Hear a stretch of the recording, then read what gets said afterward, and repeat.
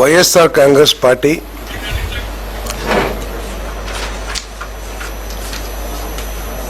తను చేసిన పాపాలకి ప్రాయశ్చిత్తం కోసం ప్రయత్నం చేయకుండా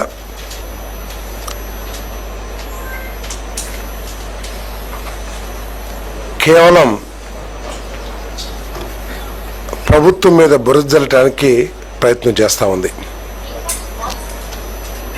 ఇప్పటికే ఆ పార్టీ ఖాళీ అయిపోతున్న పరిస్థితుల్లో, ఖాళీ అంటే చిన్న రెండో సెకండ్ గ్రేడ్ లీడర్స్ కాదు, నెంబర్ 2 స్థానాల్లో ఉన్న వాళ్ళు కూడా పార్టీని వదిలించుకుంటానికి ప్రయత్నం చేస్తున్నారంటే అర్థం చేసుకోవాల్సింది పోయి ఆ గందరగోళంలో ఏం మాట్లాడుతున్నారో కూడా అర్థం కాని పరిస్థితి. వారి భావాలకి ఒక రూపం ఇచ్చేది, వారి దిగజారిన భావాలకి ఒక రూపం ఇచ్చేది సాక్షి పత్రిక. నీతి ఆయోగ్ గురించి, నీతి ఆయోగ్ చెప్పిన ఆర్థిక పరిస్థితి గురించి, ఆ సందర్భంలో మా నాయకుడు చెప్పిన అభిప్రాయాల గురించి వక్రీకరించి ప్రజల్ని తప్పుదోవ పట్టించడానికి ప్రయత్నం చేయటం సిగ్గు చేయటం చెప్పేసి నేను మనం చేస్తా ఉన్నాను. నీతి ఆయోగ్ చెప్పిన ప్రస్తుత ఆంధ్రప్రదేశ్ ఆర్థిక పరిస్థితికి, దాని గురించి ఆలోచిస్తే సిగ్గుపడాల్సింది, తలదించుకోవాల్సింది ఈ రాష్ట్రంలో జగన్మోహన్ రెడ్డి గారే అని చెప్పేసి మనం చేస్తా ఉన్నా. నేను ఏదైనా కరువు కాటకాలతోనో, ప్రకృతి వైపరీత్యాలతోనో, యుద్ధాలతోనో ఏదైనా దేశం కానీ రాష్ట్రం కానీ ఆర్థికంగా నష్టపోతే ఆలోచించవచ్చు.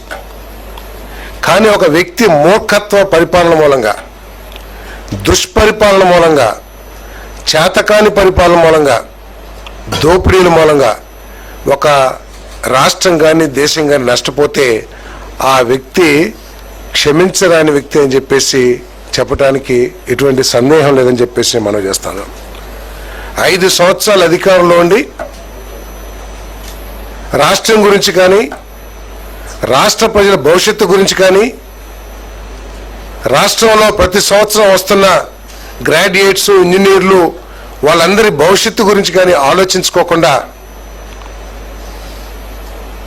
ఈ రాష్ట్రానికి సంపద సృష్టించి, ఈ రాష్ట్రానికి ఆదాయ మార్గాలు పెంచి, ఈ రాష్ట్రాన్ని దేశంలో ఉన్నత స్థానానికి తీసుకువెళ్ళడానికి ప్రయత్నించుకోకుండా తన మూర్ఖత్వపు పరిపాలనతో ఈ రాష్ట్రాన్ని అగాధంలోకి నెట్టేశారని చెప్పేసి మనం చేస్తా ఉన్నాను.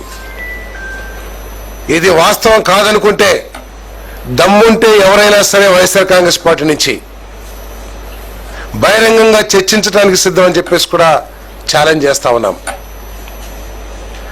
అగాధంలోకి నెట్టవేయబడిన ఈ రాష్ట్రాన్ని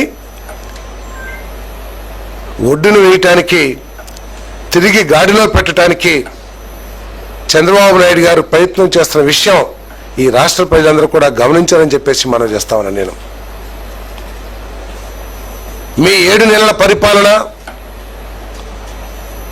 తెలుగుదేశం పార్టీ 7 నెలల పరిపాలన మీద ఏదైనా చర్చకు వచ్చేటట్లయితే ఎక్కడైనా సరే సిద్ధమని చెప్పేసి ఛాలెంజ్ చేస్తా ఉన్నాం. అంతేగాని మాకు ఒక పత్రిక ఉంది, పెన్ను మాది, ఇంకు మాది, మేము ఏదైనా రాసేయచ్చు, ప్రజల్ని మభ్యపెట్టచ్చు లేదా తప్పుదారి పట్టించవచ్చు అని ఆలోచన చేస్తే మాత్రం అది క్షమించడానికి నేరం అవుతుందని చెప్పేసి నేను మనవి చేస్తా ఉన్నాను.